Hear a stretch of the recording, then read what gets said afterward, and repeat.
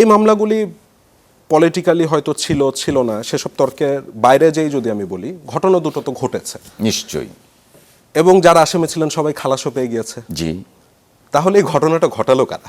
2001 থেকে 6-এর যে বিএনপি ছিল এবং এখনকার যে বিএনপি, তার মধ্যে কি আদৌ কোনো গুণগত পার্থক্য হয়েছে? নিশ্চয়ই। দেখ দেখ কর্ম শিখ শিখ ধর্ম, এরকম একটা প্রবাদ আছে না, অনেকটা তো এরকম। চিন্তা করে যে আমার পাশের বাড়ির যে যুবলীগের সেক্রেটারি ছিল সে চাঁদাবাজি করে বিল্ডিং করছে, তো আমি একটা টিনের ঘর করতে ক্ষতি কোথায়? তো এই প্রবণতাটা অস্বীকার করছি না। এই প্রবণতাটাকে স্টপ করার জন্য আপনি স্বাধীনতা উত্তর বাংলাদেশের এমন একটা রাজনৈতিক দল দেখান যা আমরা গর্ব করে বলতে পারি যে হ্যাঁ, our activist committed crime or made mistake, সেইটার শাস্তি হিসাবে প্রায় 7,000-এরও অধিক নেতাকর্মীকে দল থেকে বহিষ্কার করা হয়েছে। সো আমরা বহিষ্কারের পরে জনাব ভারপ্রাপ্ত চেয়ারম্যান সাহেব বলেছেন যে বহিষ্কারের পরে আইন শৃঙ্খলা রক্ষাকারী বাহিনীর প্রতি উদাত্ত আহ্বান জানানো হচ্ছে দলের পক্ষ থেকে যে we have expelled them from the party, please take steps according to the law. তো আমরা তো বিএনপি তো পুলিশি ভূমিকায় যেতে পারে না। So we are trying to control, we are trying to make things normal. But একটা কথা আমি বিনয়ের সাথে আশ্বস্ত করব বা আমি আপনার মাধ্যমে জানাতে চাই, বিএনপির যে রাজনৈতিক কাঠামো, পার্টিকুলারলি জনাব তারেক রহমান সাহেবের যে নেতৃত্ব, আগামীতে যদি দেশের মানুষ ভোট দেয়, বিএনপিকে যদি রাষ্ট্র পরিচালনার দায়িত্ব পায়, ইট ইজ এ আমানত, পবিত্র আমানত।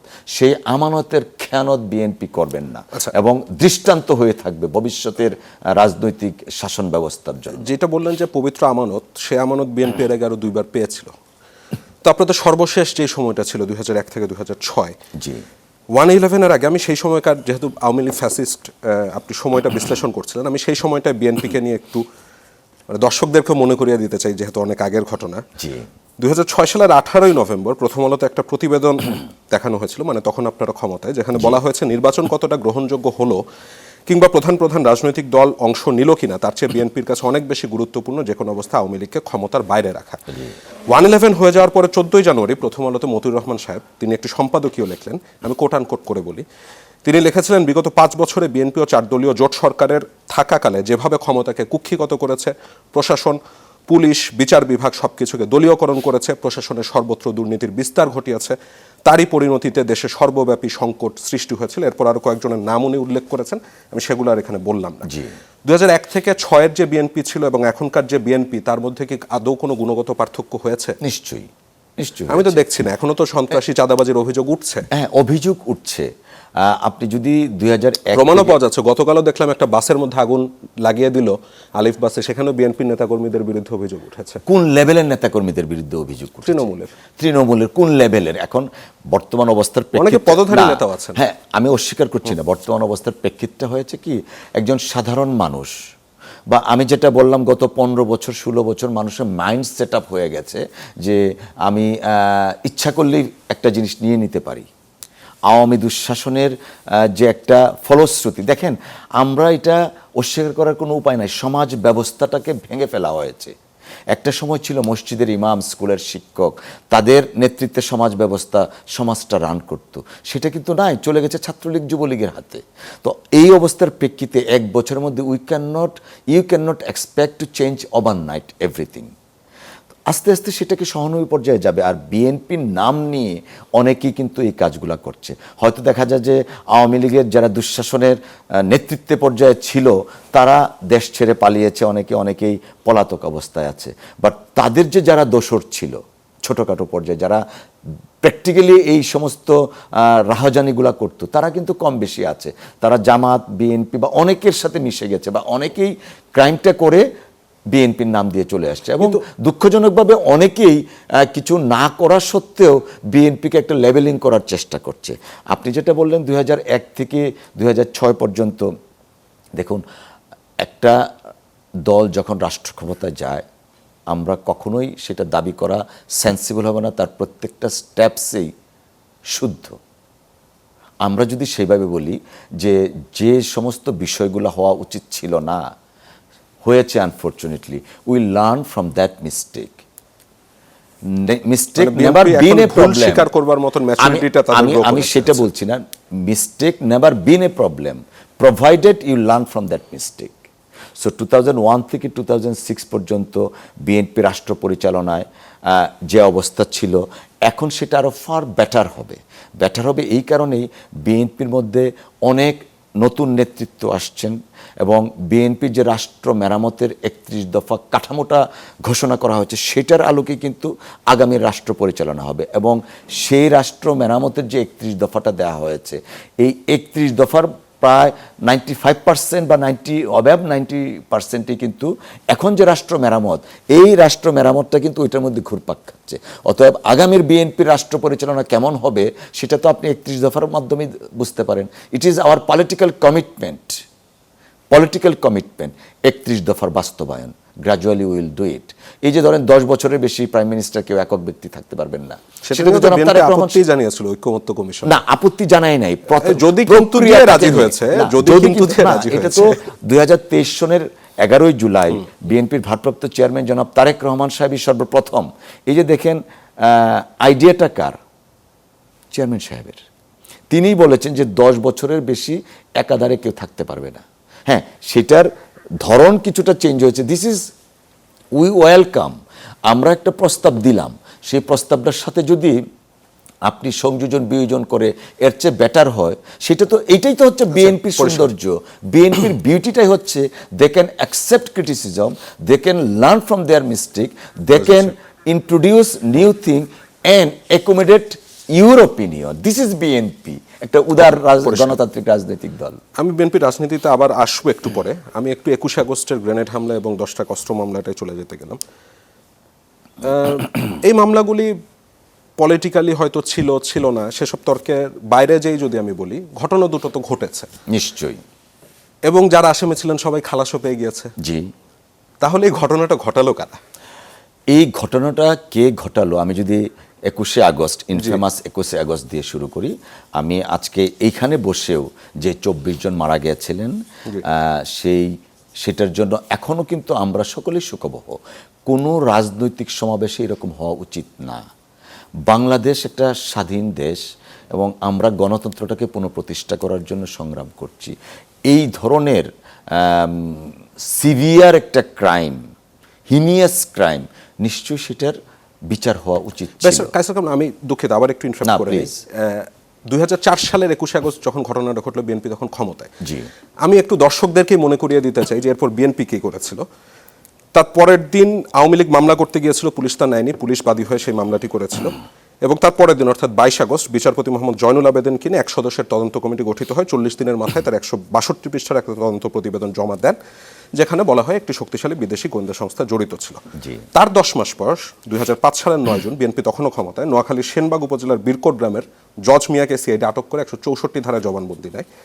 তিনি সেখানে পরিষ্কারভাবে বলেছিলেন তিনি কখনো গ্রেনেড দেখেননি, তবে 5,000 টাকার বিনিময়ে বড় ভাইদের নির্দেশে তিনি অন্যদের সাথে হামলায় অংশ নেন। 2006 সালের 21শে আগস্ট, তখনও বিএনপি ক্ষমতায়, তার মা জোবেদা খাতুন বলেন জজ মিয়াকে আটকের পর তার পরিবারকে সিআইডি মাসিক ভাতা দিয়ে আসছে এবং জজ মিয়াকে রাজসাক্ষী করা হয়েছে।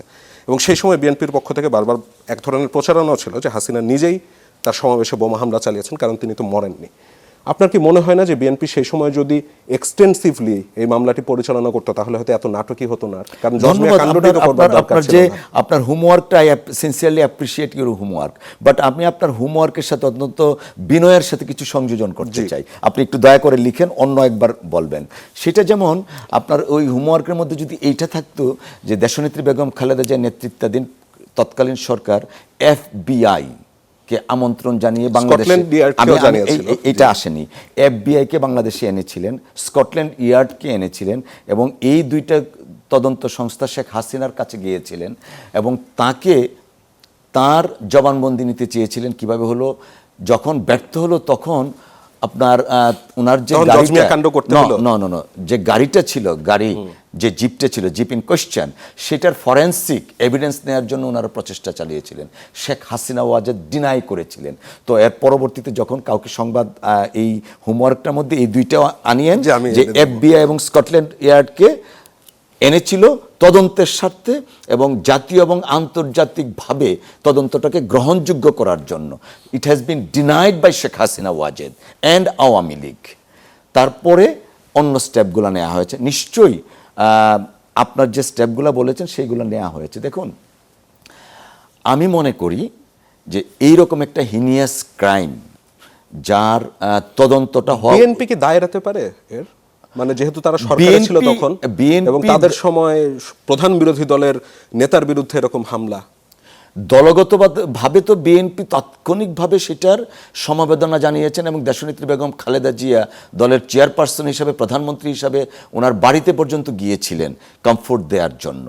কেন এই কোশ্চেনগুলো আসছে এই কারণেই, আমি যেহেতু এড়েছেন, আমি এই মামলার একজন আইনজীবীও বটে। 21 অগাস্টের মুক্তাঙ্গনে প্রোগ্রামটা হওয়ার কথা ছিল বিকাল 4টার সময়, এবং ডিএমপি থেকে অনুমোদন নেওয়া হয়েছিল মুক্তাঙ্গনে, এবং সমস্ত ডিএমপির ডিপ্লয়মেন্ট ছিল হলো মুক্তাঙ্গনে। All on a sudden 30 minutes আগে 3:30-3টার দিকে তখনকার বিরোধী দলের নেত্রী ফোন করে সবাইকে বললেন যে না, আমরা আমাদের অফিসের সামনে করব, এবং ট্রাকের উপরে হলো, মঞ্চ কিন্তু থাকলো না, ট্রাকের উপরে করলেন। এবং এই কেন এই হাফ অ্যান আওয়ারের শিফটিংটা হলো, that is question. Second question, Kuldeep Nair ভারতের একজন প্রখ্যাত সাংবাদিক, উনি কিন্তু ইনভেস্টিগেটিভ জার্নালিজম করে অনেকগুলা পয়েন্ট বের করেছিলেন যে কার স্বার্থে কেন হঠাৎ করে নেওয়া হলো। আজকে আমি আপনাকে হাম্বল রিকোয়েস্ট করব, যদি সুযোগ থাকে, জনাব কাদের সিদ্দিকী সাহেব, ওনাকে একদিন এই ব্যাপারে জিজ্ঞেস করবেন। তিনি তখন পার্লামেন্ট মেম্বার, তিনি পার্লামেন্টে দাঁড়িয়ে বলেছিলেন যে আওয়ামী লীগ অনেকে এটার সাথে ইনভলভ আছে, পার্লামেন্টে দাঁড়িয়ে তিনি বলেছিলেন। এই বিএনপির দাবি নাকি এই রহস্য কি কোনোদিন উন্মোচিত হবে বলে হওয়া মনে হয় উচিত আপনার? ছিল, হওয়া এখন উচিত কি আর ছিল। সুযোগ আছে? না, আমি বলছি হওয়া উচিত ছিল। আমার কাছে মনে হয় শেখ হাসিনা ওয়াজেদ নিজে চাননি। কেন চাননি আমি বলি, জনাব তারেক রহমান সাহেবকে এই মামলায় সম্পূর্ণ ব্যক্তিগত গ্রাজের কারণে, পরশ্রীকাতরতার কারণে, রাজনৈতিক উদ্দেশ্যে এই মামলা জড়িত করা হয়েছিল। কিভাবে? 3টা চার্জশিট দেয়া হলো, 3টে চার্জশিটে কিন্তু তারেক রহমান সাহেবের নাম ছিল না। তৃতীয় চার্জশিট দেওয়া হয়েছিল 111-এর সময়, যে 111-এর সরকার সবচেয়ে হস্টাইল সরকার ছিল জনাব তারেক রহমান সাহেব তথা বিএনপির জন্য। এই চার্জশিটটা দেওয়ার সময় আপনি জানেন নিশ্চয়ই যে চার্জশিট দিতে গেলে ভিকটিম এবং সাক্ষীদের আন্ডার দ্য সিআরপিসি 161 নিতে হয়, হ্যাঁ, তাদের সাক্ষ্য নিতে হয়। শেখ হাসিনা ওয়াজেদ সহ, আব্দুল জলিল সহ আওয়ামী লীগের 43 জন নেতাকর্মীর সাক্ষী নিলেন, ইনক্লুডিং শেখ হাসিনা, নিয়ে চার্জশিটটা জমা দিলেন। সেই সাক্ষীতে শেখ হাসিনা ওয়াজেদ কখনোই জনাব তারেক রহমান সাহেবের নাম বলেননি। তার দেয়া জবানবন্দি, সে কখনো তারেক সাহেবের নাম বলেননি। তিনি কখন বললেন? 2008-এর ষড়যন্ত্রের মাধ্যমে নির্বাচিত হয়ে 2010-এ গিয়ে পার্লামেন্টে বললেন যে এই মামলায় তারেক রহমান সাহেব জড়িত।